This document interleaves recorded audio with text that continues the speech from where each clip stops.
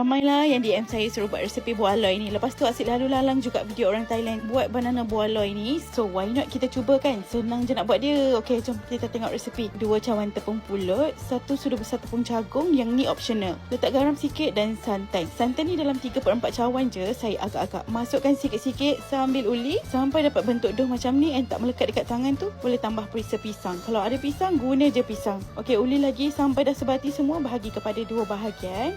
Letak pewarna kuning dan hijau. And then bolehlah guna acuan pisang ni. Korang boleh beli online je. Lepas tu buat sampai habis.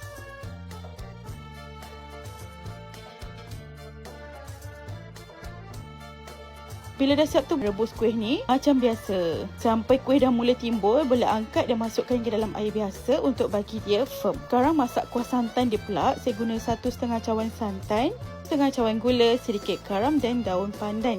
Bila dah naik wap kuah santan tu, boleh masukkan isi kelapa muda. Inilah yang buatkan kuih ni sedap sangat. Ni pula optional, saya tambah biji halba sikit untuk lebih wangi. Kalau tak nak letak pun tak apa, boleh je. Kacau sampai naik wap lagi sekali, boleh tutup api dan hidangkan bersama buah aloy pisang. Kuih ni nak makan panas-panas boleh, nak sejukkan dulu dalam chiller pun boleh. Dua-dua pun sedap.